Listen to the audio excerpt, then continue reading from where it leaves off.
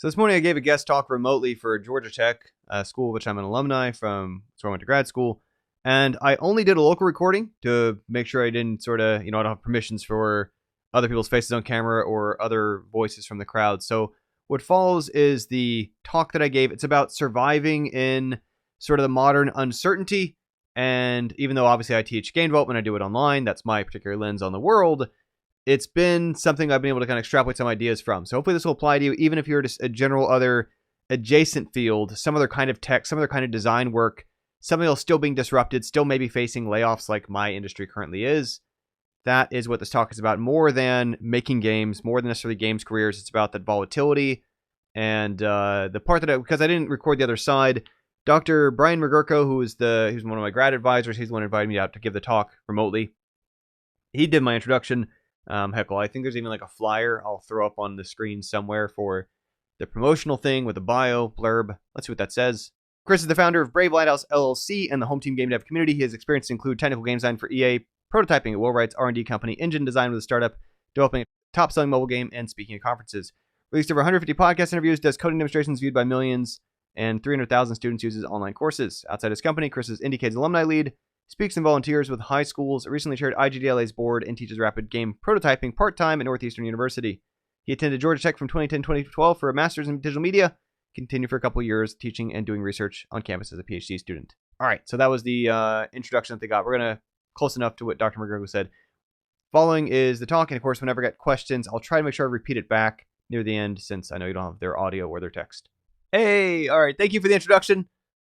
Happy to be here, everybody. And yeah, what a weird time, right, to be giving a talk about games and game-related stuff when the game industry, pretty publicly, like this is, I may as well say it because people are aware, right? There's been like 10,000 layoffs or so in the past few months. Major engines kind of doing some things that embarrass people who've been using it for 15 years, myself included. AI-generated stuff, stretching copyright laws and flooding submission review channels for formerly like important curation pipelines. So it's interesting times, not always in a great way. So we'll talk about that in a second. Yeah, the big layoffs and record profits.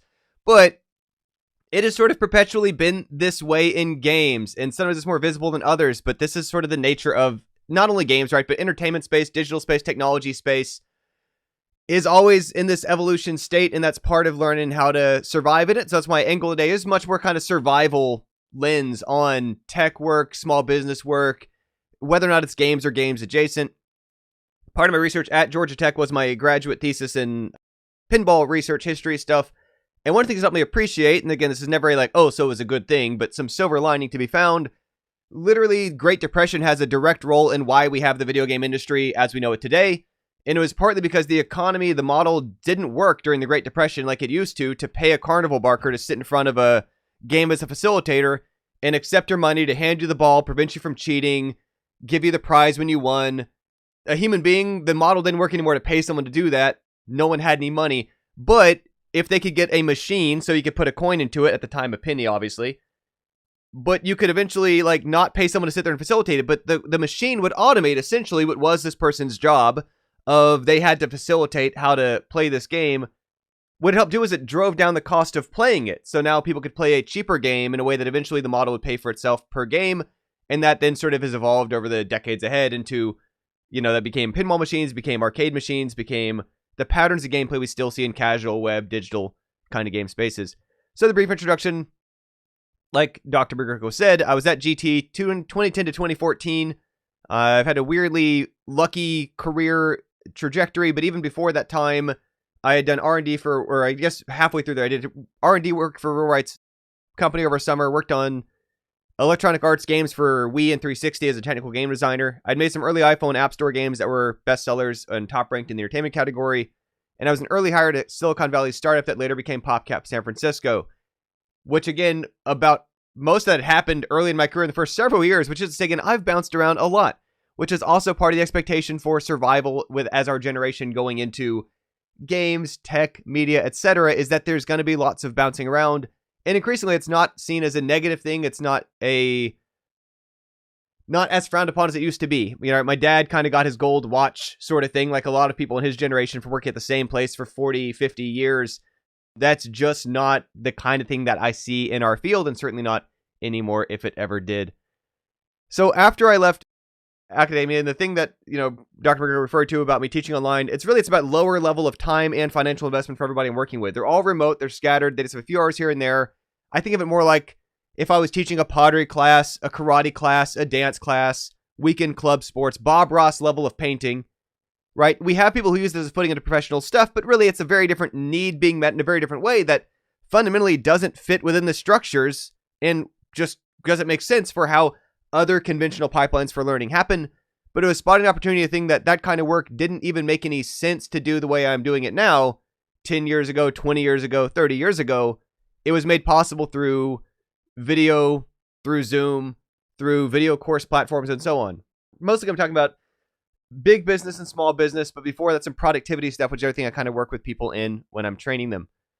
About 30 years ago, I was reading a book just to get started in learning game programming stuff, and even then, it was the author talking about giving a lecture about WinG, which was an early technology for graphics in games, and someone complained. They said, okay, well, here's the thing. I am willing to learn how to use this tech, to learn the WinG library and framework, as long as you can promise me this is the last time I'm going to have to learn a new graphics library or framework. And unfortunately, this was a case where he told them you're just in the wrong field, right? This is something where, sure enough, WinG got replaced by DirectJaw, got replaced by DirectX, and then since then, increasingly people learn other pipelines entirely for graphics, hardware acceleration, and so on. And it's just the world is going to keep changing like that in our field. When we're thinking about things going on, right, it's not just the bizarre numbers of layoffs. It's not just kind of things. It's also partly what will get replaced by AI.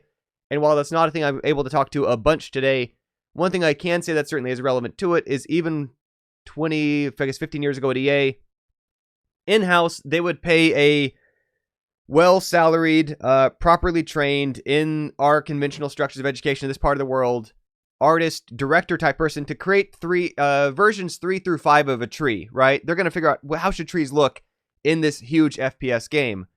They would outsource to somewhere else in the world people who were perfectly tool fluent but had not been trained in the same sense of aesthetics, composition, overall art direction, and so on, to produce trees 6 through 300. And when we're looking at the kind of work that's certainly at least the current level of AI art, AI writing, and so on that is potentially at risk, and it is still very much a problem, but in identifying where are you more secure against not being automated out of existence, it's going to be the kind of work that is the person designing the trees 3 through 5, not necessarily the tool fluency of producing 6 to 300 variations of someone else's start on it. And this is where, even as someone who's I'm a programmer, I like being hands-on, I like developing stuff, realizing that the longevity of my career would have to come from a different lens on it than just, I can implement a feature. That is something which increasingly, for good and for bad, the barrier has been lowered for who else can find a way to make the thing happen on the screen. These challenges also vastly predate, again, modern layoff generation things. So it was even 2007. Executives in big game companies were talking about how, even by that point, and so this is before iPhone App Store. This is before modern casual in the kind of sense we know for indies, before Steam kind of grew to what it became. Heck, this might have been just a few years after Steam existed at all for Half-Life 2 installs. Even then, they were saying that every single year there were several hundred commercial games getting made, of which only a tiny percentage of those earn back enough to be commercially relevant at their scale and matter. And so that's something where, again, this is not as new as it seems. This has been kind of going on for the entire duration of our field. In my brief stint in Silicon Valley, I learned, obviously, a lot of companies talk about the unicorn model. How do we make $1 billion or blow up on the runway? That's how a bunch of companies have to try to approach what they're doing because they're taking investor capital. The other attitude that some business people take that I figured out was a more helpful one for me was what some people kind of jokingly refer to as the Cockroach model, which is to basically say, no matter what else happens, no matter what else goes wrong, what else falls apart, I'm going to still be here and I'm going to still be doing this. And it's part of how, in many cases, I've seen some much larger, real businesses that seemed pretty dominant vanish on a pretty short timeline because an investor decided to stop funding and fueling something. And suddenly a big old glass and steel office with dozens of people were no longer doing their thing. I'm still doing my thing in part because I can operate it so much more lean, because I'm not having to make big returns for investors. And it's the things that can seem safer, big companies, getting investor funding, etc., in some cases actually increase your volatility, increase your fragility, increase the risk you're bearing. A few notes here into the productivity kind of material that I teach. And again, I've got actual audiobooks on this, ebooks on this. Self-Command and Self-Doubt are the main ones. Currently being adapted to the Amazon store. They haven't been yet. They've been self-published for years.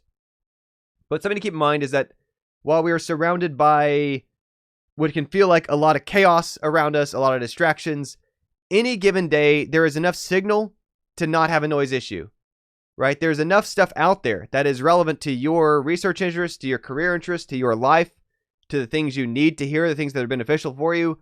If you will actively go hunting for those and find them and sort and do the work to shake out where you can find them and figure out where to depend on looking for those, there is far more signal being made every day new, let alone in the backlog, than you can ever get through. And so it's a matter of what we let into ourselves, not a matter of what is out there. And it's a choice that we have to make, but it is the easiest thing to do, right, is to kind of sit back and take whatever comes into us from sort of a self-sorting feed, an aggregator of some kind, your Reddits, your Twitters, and so on. I'll also call it Twitter. Remote work or your own work often depends on your own ability to self-regulate. So this is where if you're interested in doing remote work, if you're interested in working for yourself, it is a different way of trying to manage your own productivity if you don't have a manager holding you accountable to it. And this is a thing where if we're not careful, we can start to get conditioned around, I only do what's asked of me by someone else, or when I know that they're holding me accountable. And this is, again, if you want those other kind of things, and there are certainly benefits to the freedom, flexibility, time-wise that can come from figuring out remote or independent work, it's going to depend upon bearing a bit of responsibility that if you were on a team, a way I found helpful to kind of position for people, as much as you can have on a team of game developers, an artist, a programmer, a designer, a writer, you also typically have a producer, someone whose job is kind of keeping an eye on the schedule, on the budget, on what's getting done, on what is the right thing to be doing, on if there's gaps that aren't being covered for. And if you're working for yourself or remotely, you have to start wear a little bit of a producer hat and learning about a bit about what that means. I found it helpful to frame productivity as making the right decision from what you know at the time and not from the yield of it.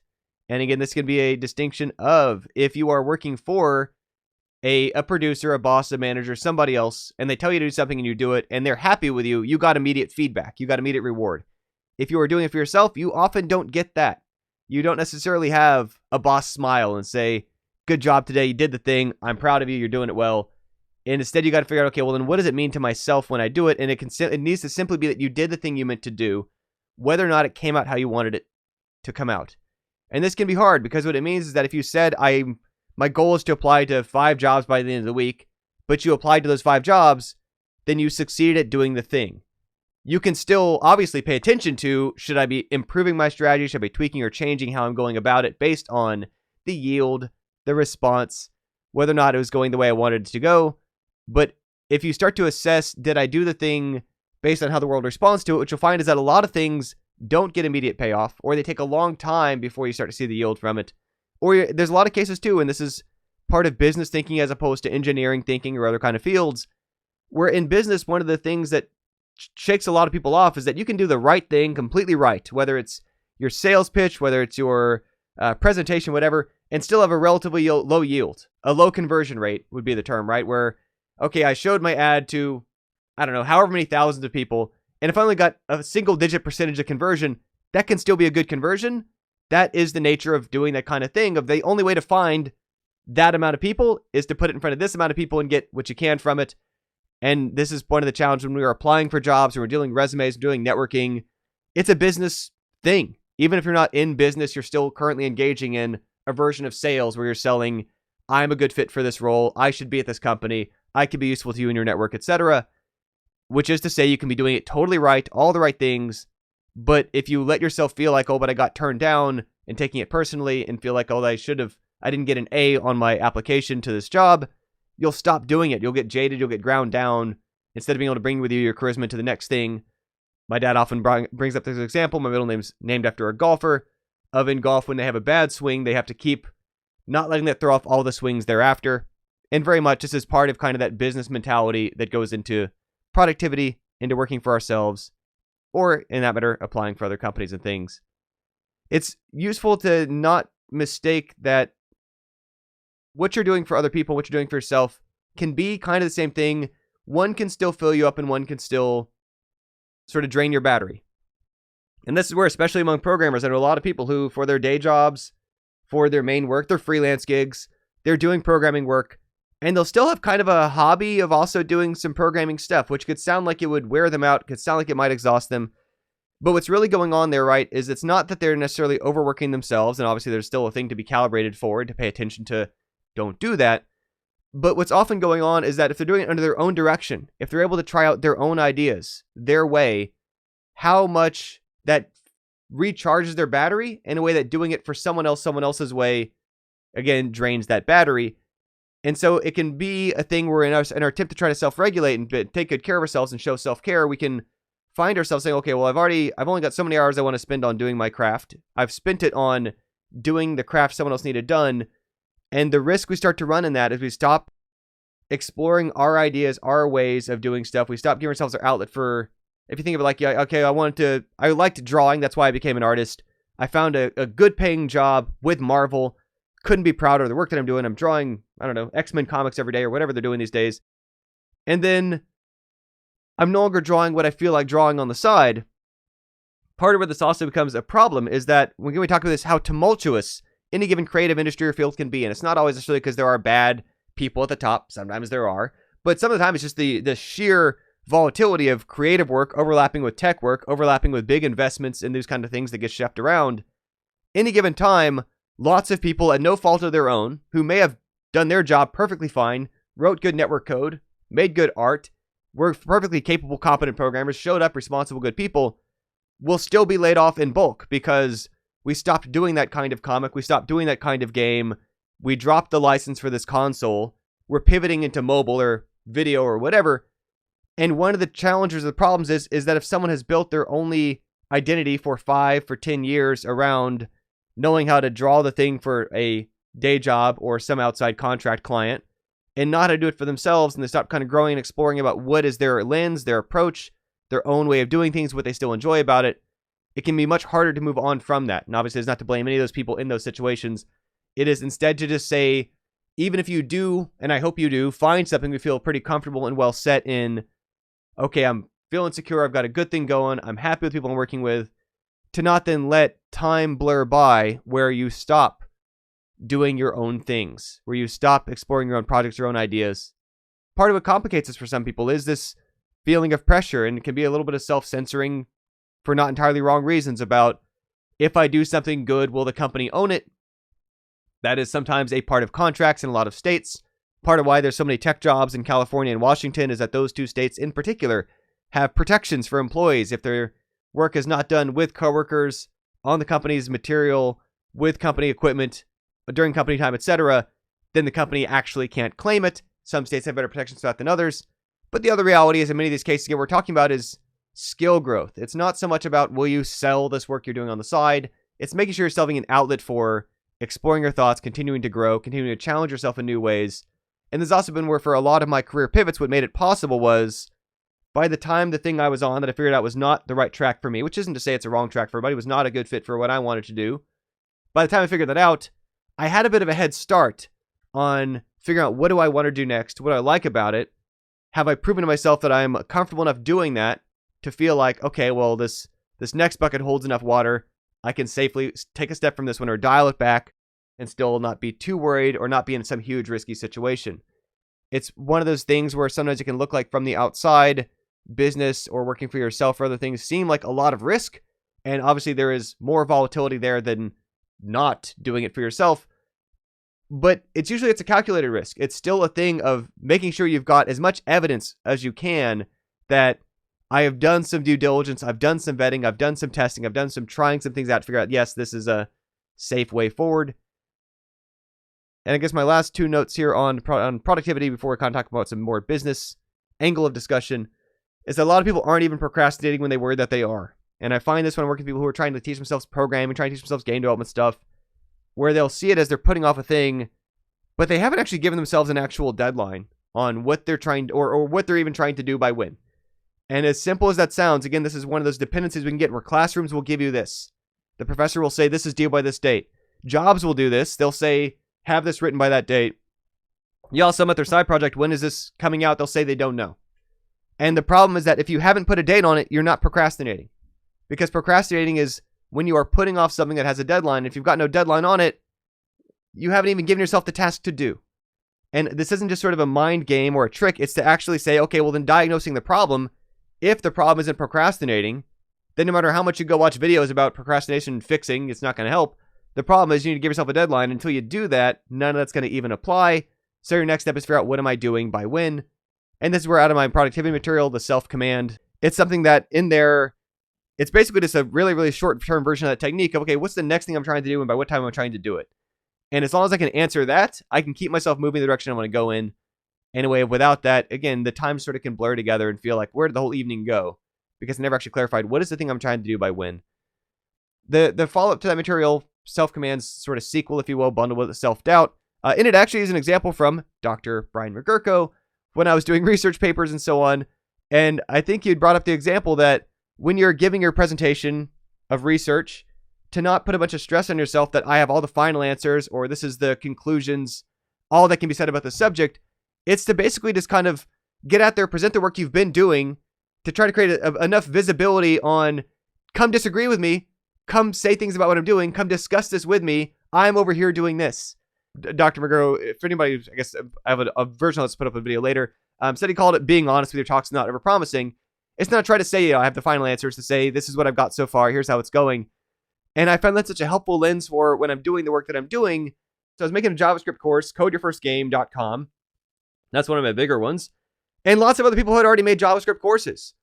But it still helped me to say, okay, well, this is the way I'm doing it. For whoever this is a good fit for, this is the way I'm going about it. And if someone else has a different version that's more technical, less technical, longer, shorter, higher energy, lower energy, probably not higher energy than me, but there's different versions of it people have done. And here's the version I'm doing. I'm out here doing it.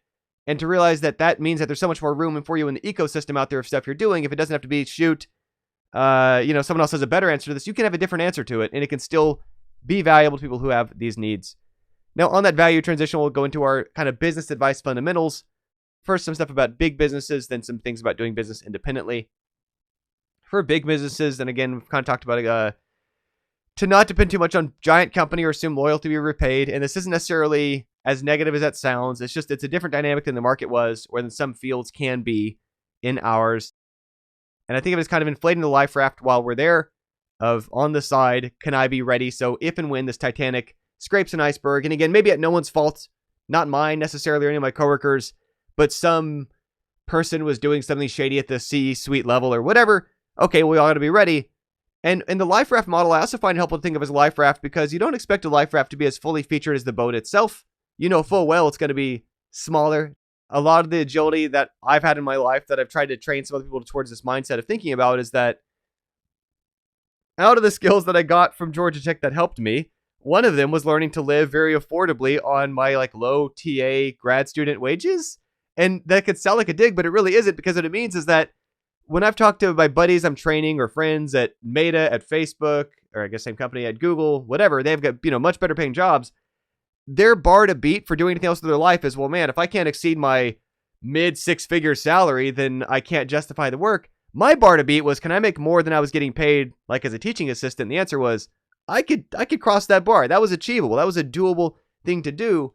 But even learning how to kind of make that work, and then not having to expand how much I'm spending based on as I earn more. So this is something that I've got a bunch of buddies who they are, again, earning plenty of money, but they are spending 99% of it, and they actually have less freedom than somebody who is making much less than them, but finds a way to kind of comfortably be happy, enjoy life, feel good about themselves and the world around them, living somewhere in the not as maximizing their expenses kind of approach. And again, this is not to condemn anybody's choices about what they value, what they enjoy, what brings them happiness, and so on. It is to say, I find it a helpful lens to think in terms of, okay, well, let's say I'm in a career track where I'm not feeling good about the path that I'm on. How much do I need to replace to be able to safely pivot out of here is a relevant thing to keep in your back pocket. And this is part of the inflating your life raft of, again, figuring out what would that path be? How could I pull that off? Making sure you're not pushing that edge too close to have that wiggle room for, shoot, I'd rather not be here, but at this point, I'm not sure I have the headroom or the space to safely wiggle out before this company's maybe in a worse spot than it is even before I could get out. It is where the pay promotions, pay increases for our generation often don't come from sticking at the same company. I've seen this happen throughout my entire career, and again, it can feel like an unfortunate thing to say, and in some ways it is. But most of the people who were getting pay increases over time were company hopping. It was every few years they would identify there's some other company that needs what they need. And part of what we figured out is going on there is a simple matter of companies have to be designed partly around there's a hole that they need filled a certain way. They've got someone in that role. Honestly, in many cases, it's easier for the rest of the company if that person stays that shape and that size. And that if or when you become, in some sense, bigger than that gap or ready for a different shape to be filled, it's sorely on you to recognize that and to go look for where can I find that so that I can go fill that role and grow into that. Versus the company, in many cases, won't be looking out for you in the same way as certainly your family would. Certainly, in some cases, academic advisors and good professors will. They'll let you keep doing kind of anything as long as you're willing to do it. And the onus becomes on you to keep an eye out for any given time, where might the next thing be? And again, this goes back to the same version of to not stop doing your side projects, your side interests, exploring the things, your craft, your way on your own time. To also not get too comfortable in terms of, oh, I don't need a network anymore. I don't need to be going out to meet people or whatever because I've got the gig. This is where, again, people have an easier time sort of recovering from those unfortunate, massive, sometimes no one particular's fault per se, layoff situations is who has been maintaining connections, who's been still meeting new people versus, shoot, last time we did this was 5 years ago, 10 years ago, can be that much harder to try to regain or rebuild or find back footing from. So we had this note earlier about big layoffs and record profits. And this is something I want to kind of stress under this business topic thing. And it can sound like an ugly one, but it is the thing to keep in mind. A big company, I say this because small companies can kind of get away with it as long as they can sustain, then it's up to the values of the owner or whatever. But at a big company, a publicly traded one, or one which the owner is trying to sell their business or make back investors money, etc., what they're optimizing for, and this is an important point to never forget, is how wide of a gap they can create between how much money they're earning, bringing in from how much they can charge to how many customers, etc., and how little they have to pay to deliver on it. So how few people they can pay, how little they can pay them. And again, it sounds ugly, but it's the reality of, to the owners and operators of big businesses, what they are buying and trading and building is an asset that produces money and spends as little as it can. And that is the product that they are selling to their investors, to their future owners. That is what those are. And in some ways, I hate to say it, but it's not even necessarily, there might be a structural evil, but it's not even necessarily an individual evil. It's how large institutions work. And if they don't, they kind of get obliterated by the ones who would do that more aggressively than them, because suddenly the investors will take their money and rocket fuel the competitor who is doing a slightly better edged version of that. It's tough because the people inside there, they might legitimately, your boss, your executive, your immediate people, your teammates all care about you. They're all good people. This is also where I found in many cases, when I was leaving EA, I was scared of, oh no, am I going to like make all these people mad at me and whatever? And honestly, all of them were just like really kind about it. And a lot of them were like, man, I would get out of here if I could. Like, I don't blame you at all. Like, it's kind of wacky over here. Or when I was leaving, Georgia Tech, and it was again similar thing of like, shoot, there was a certain path I was on. I was on professorial track, and it was kind of a scary move, but nothing but positivity from all the professors and faculty and other people who were like, wish you the best, gonna do cool stuff. Maybe we'll work together again someday in some other way. But remember that the people inside there are not the big behemoth institution. They're all also, in many cases, like, I don't want to say victims of it, but a part of the same structure and very much get where you're coming from as people. You're not necessarily destroying your network if you have a big company position. You find your way, you're doing something else. You go try to work with your friend's startup. You go try to do your thing for a little while. In many cases, the people you met there are still friends, trusted, and obviously don't burn bridges for its own sake or anything wild like that. But it's a normal part of navigating these careers to realize, okay, well, the big thing might seem safe now. It may not be as safe on the longer term timeline. Will this still be here 10 years from now, 20 years from now? And that same studio I left, and this is where, again, looking at the big picture, it can seem like, and I use EA because it's the example that was in my life, this behemoth, 9,000, 12,000, whatever it is, employee company seems so massive. Surely it's going to keep existing, but it's a 19 campus studio, at least last I checked, and maybe those numbers fluctuated, and all over the world, any given one of those buildings may not be the one that survives. And so the building that I worked in used to be 2 buildings, 4 stories, and then in the years that followed, it became 1 building, and then 1 story, and then I think no longer is in that building. That particular location didn't have the longevity that the overall institution of Electronic Arts as the parent company does. So again, it's not to assume that, okay, well, I'm at a big brand, this brand is going to exist.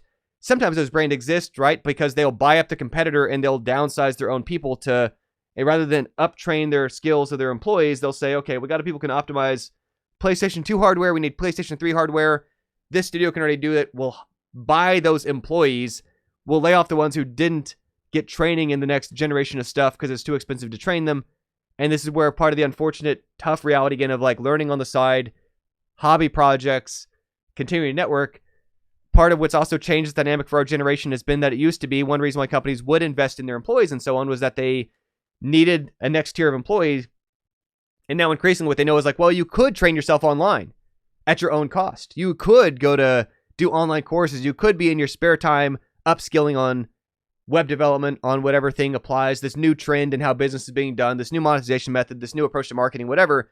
And they kind of expect, well, if you're going to learn it, you may as well learn on your own dime because they can find someone else who did. And again, I'm not saying that's good or great or a positive. I'm saying that's kind of the world we're trying to figure out how to survive in.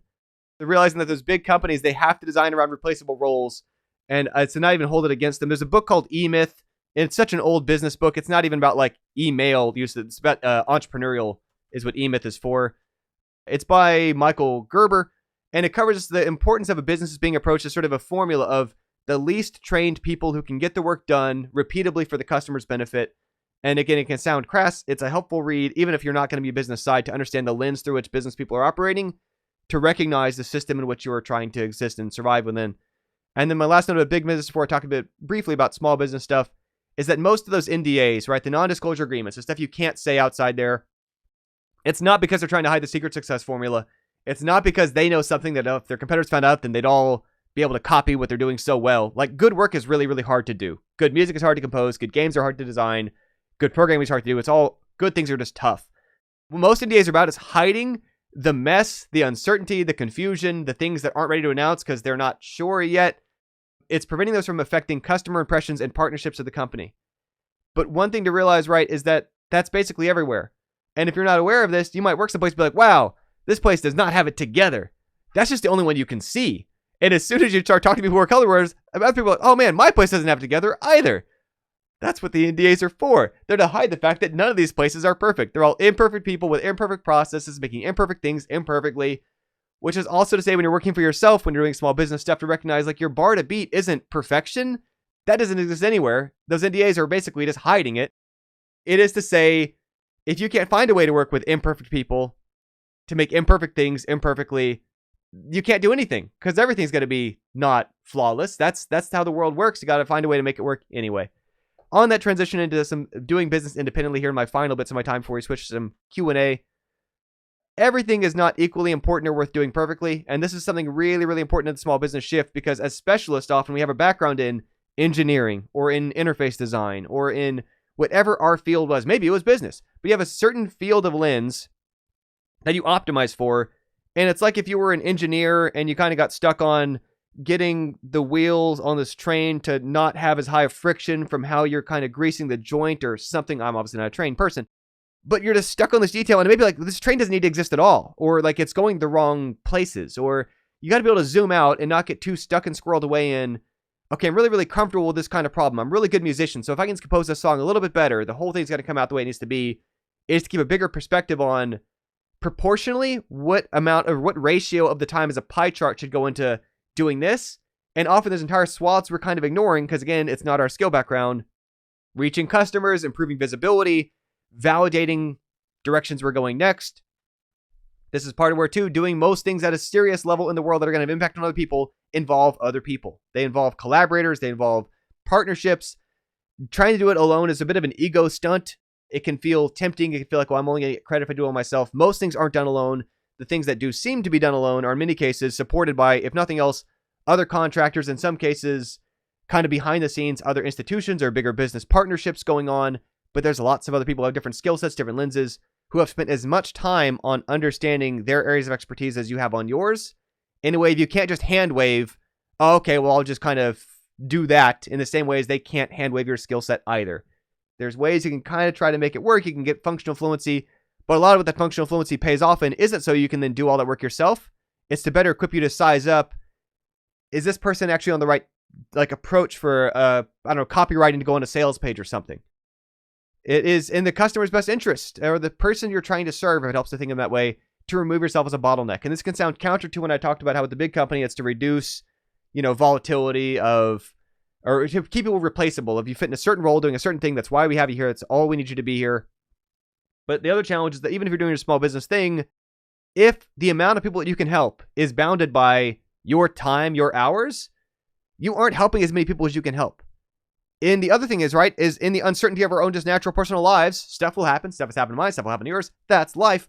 It's a thing where when you're not at peak energy, suddenly the people you're trying to help can't get the benefit from you, from your methods, from your systems, from your ideas, from your knowledge.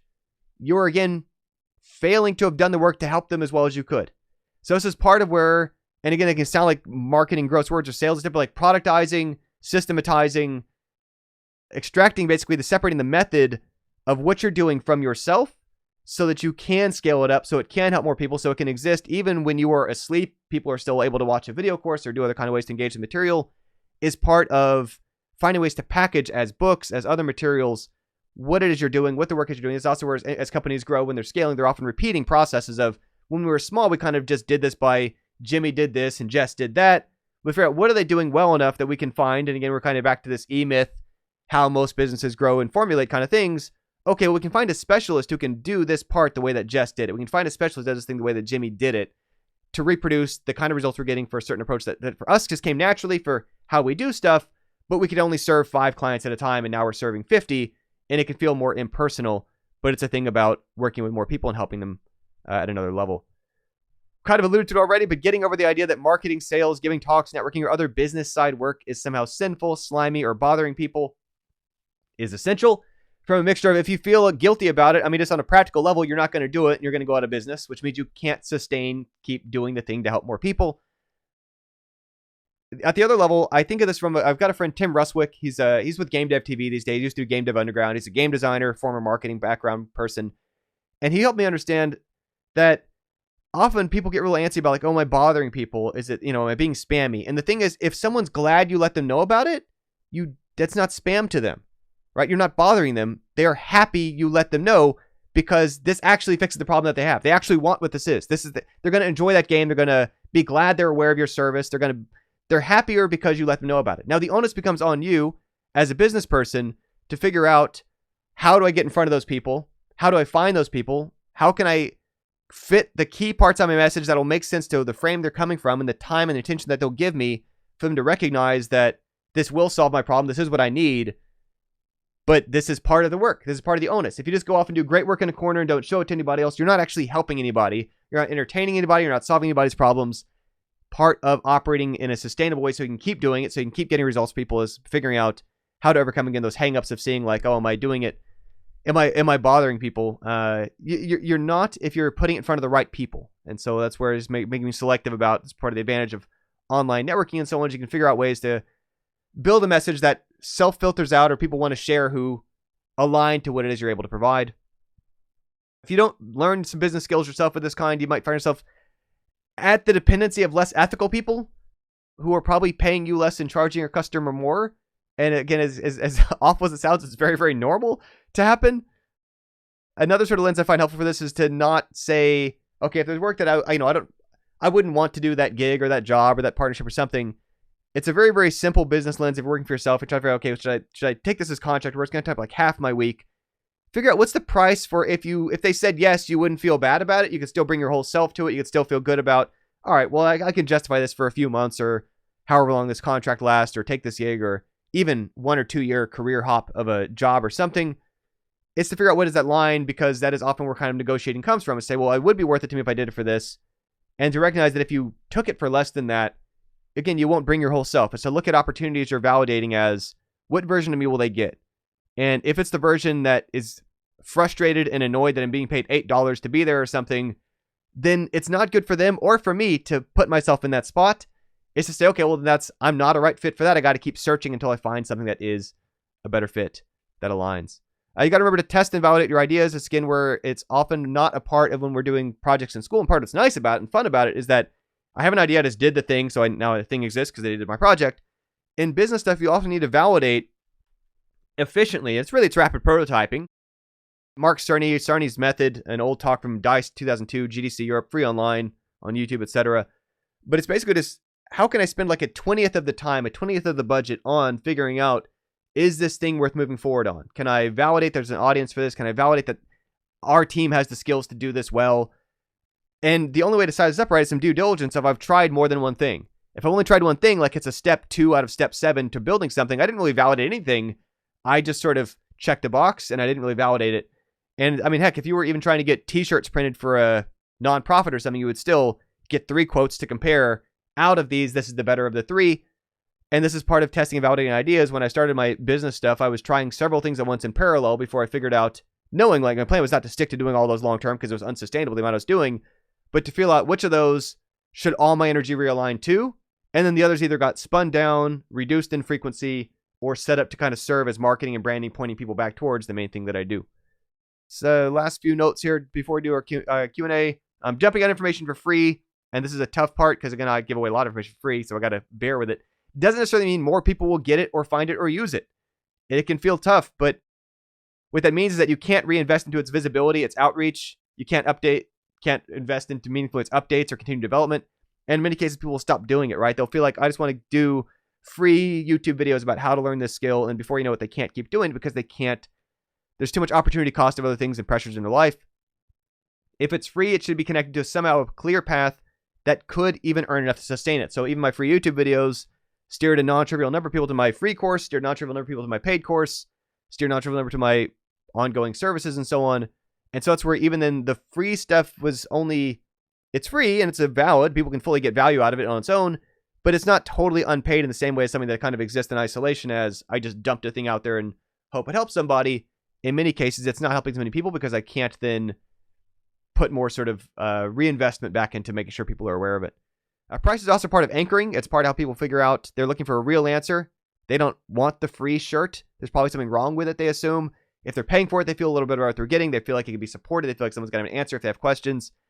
And it can also be a part of positioning strategies. People can figure out, okay, well, I'm this serious about it. I'm that serious about it. I'm actually going to be doing this or using this. And I've often, in many cases, got people who, for years, wouldn't use free stuff to put out there, but when I charge for it, will do it because we prioritize. I've got a book on my desk someone gave me for free. I don't know if I'm going to read it because I didn't pay for it. When we pay for something, we have to overcome this mental barrier of, am I actually going to use this? And only when we convince ourselves, yes, do we actually make the sale. The other thing on this, and last note on small business stuff, is to not trust public numbers you can find. Most of those are guesses. I had a business guy I used to work with. He would look at like a course that online says it has 10,000 sales and the course is priced at $200. Wow, is that like 2 million? If I did the math right. But it definitely is not, right? Because most things are constantly being sold on sale, whether it's fashion, whether it's enterprise products, whether it's GDC tickets, whether it is video courses, games, whatever, right? Think about a Steam game. Most people buying this stuff at 85% off. So really, no, it's not $2 million. It's $50,000, which is not no money, but it's also not $2 million. And if you're building your business model, even before taxes, around multiplying whole price against number of sales, which is, again, probably even then a public guess, in many cases, your numbers are going to be way off, not sustainable. It's not going to hold up. To count on, again, in many of these cases, it's still a positioning piece towards, can I leverage that to get validation towards some other kind of product, some other kind of service, some other kind of work down the road. Every path has its downsides. Pick the ones you mind the least. I'll close on just a couple last notes here. I'll end on saying a business opportunity arises if you see that someone has a problem or a need you can address, and you can become better at addressing it. You can find the people who need that help or make yourself findable by them. You can do that and figure it out as a business. And there's people who are less smart than any of you who have been able to do it. You certainly could. Not say you have to, but it's an option to you in life. And at this point, I'll open up for if there's any questions with the time we have remaining.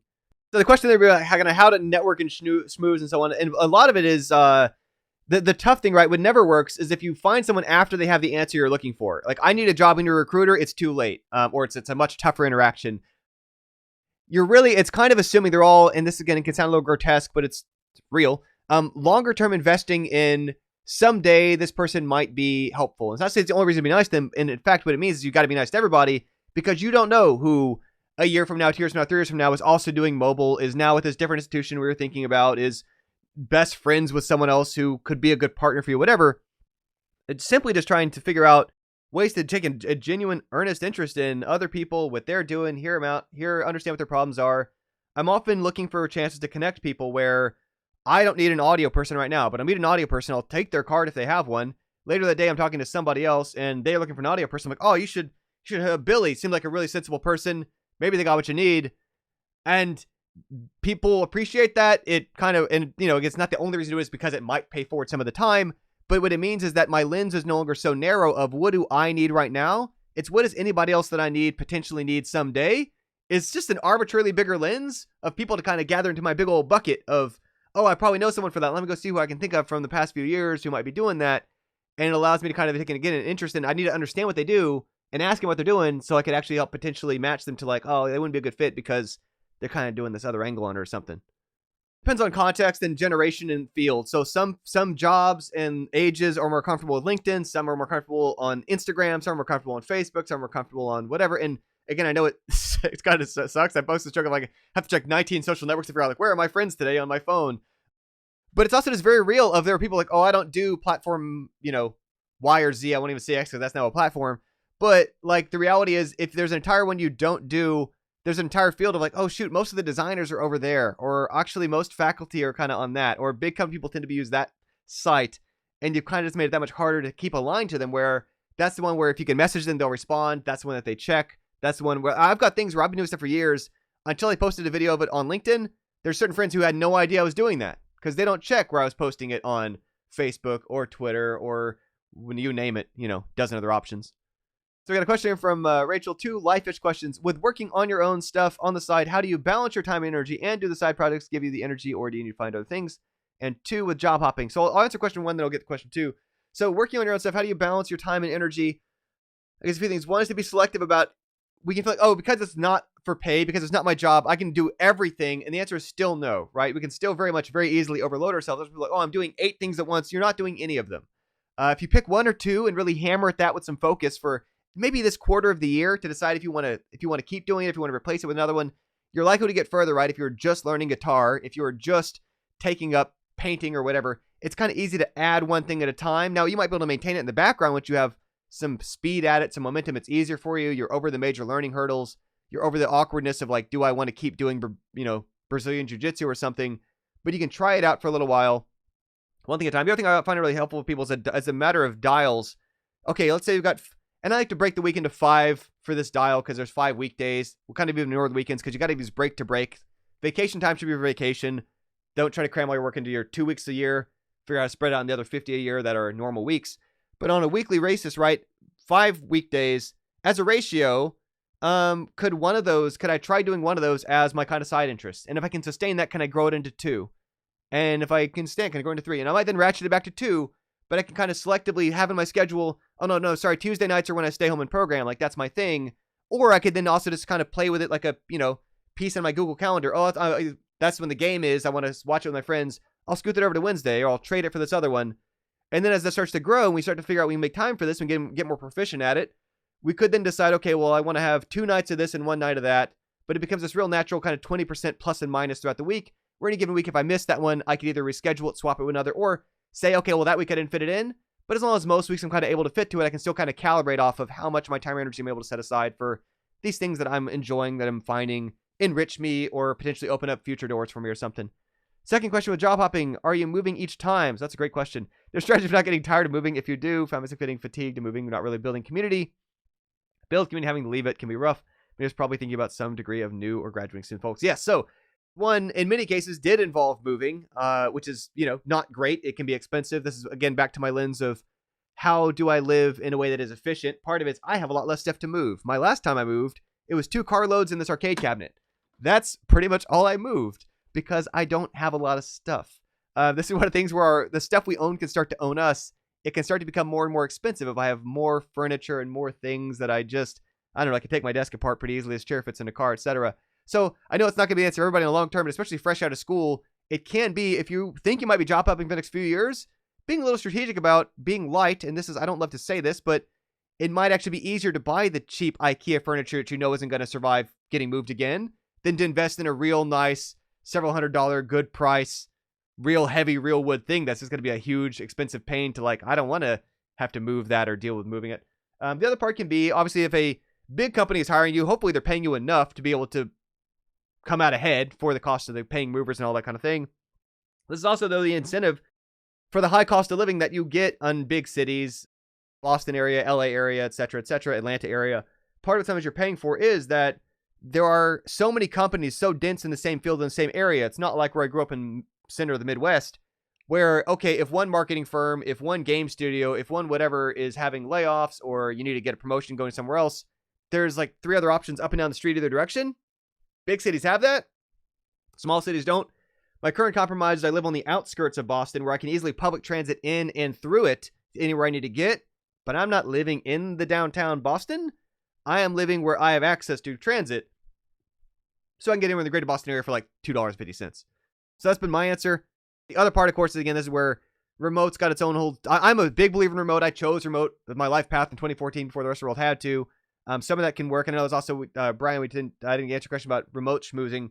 But the thing about remote, right, is you could be at any of these. So I've attended IGDA online events from other cities that are like the Chicago group, the New York City group, the whatever, some group in Florida, the Atlanta group, because why not? And I'm just trying to meet people and make new friends and so on. And as long as they're open to that and the organizers don't have any objection to it, in many cases they are findable and they're happy to have some like visitor guest energy and people showing up and meeting new people. And it can be as real and authentic as meeting more folks. Oh yeah, thank you. IGDA is International Game Developer Association. There's also GGDA in the Atlanta area, also a cool organization, and some other groups like that. Oh, and in terms of building community, this is again out of the accumulated connections. It's to remember that I still actually, and again, I live fully online. Most of my friendships are online still. I maintain friends all over the world. So like when I move, I'm still friends with those people. I mean, we don't go out and get food together like we used to, but I'm still friends with those people. So I'm accumulating new friends. It's like if you go from one school to another, you just have more friends and new friends and just keep meeting new people. What kind of resources do you use for help with the business when I was at Georgia Tech? Good questions. Okay, got it. So that's my last question there. What kind of resource did I use to help my business when I was at Georgia Tech? So it's a good question. I mean, at the time I was posting kind of free videos, trying to feel out on YouTube, just crammed my bedroom with cheap tripods and stuff to set up my little videos. But I was just trying to like figure out, can I do this enough to justify investing further in it? I didn't go full in on it. But as far as like at the university, yeah, I started VG Dev at Georgia Tech at 2010. Yeah, I started thinking that's where often it's, I think too about like when people joke about how business students don't have as much homework as some of the engineering students or whatever, but like, and I wasn't a business student, I did a business minor in undergrad, but I saw a bunch of that, and it's really because their energy is supposed to be spent on extracurriculars. Go be leaders of clubs, go be leaders of organizations, go do other stuff in your, go pick up some side gig, do stuff, found actual companies in your other time. And that is where, again, like it might be, okay, well, they didn't have to be all or nothing, but it also doesn't necessarily be that it didn't all happen through Georgia Tech. It's also because I didn't want Georgia Tech to own it. In the same kind of way of like, I didn't want EA to own my work over here. I didn't want some big institution. I wasn't doing it for Google or for something. I wasn't doing it for Real Right. Then I do it on my own time, my own equipment, my own cost, my own energy. I'm very, very happy and grateful every day. Well, I was a breakdancer. I did MMA. Thank you. I'll even sneak in there as one little time, because you mentioned that. Oh, yes. So as basically you're talking about schmoozing, it is helpful to have like a thing. So for me, it's also become pinball or whatever in like, you know, wrestling or something where I've got a friend who, like their whole thing is they're all about the trumpet or they're all about frogs. They're all about whatever. But like, it can kind of help to have a thing. It makes it easier for people to have a spot in your brain to be like, oh yeah, that's that one. And it differentiates them from the crowd of otherwise a bunch of people kind of like seem like the same skills because they're all in the same area. So anyway, one last little schmoozing tip. It's okay to have a thing. Make it be weird. Thanks, y'all. Bye.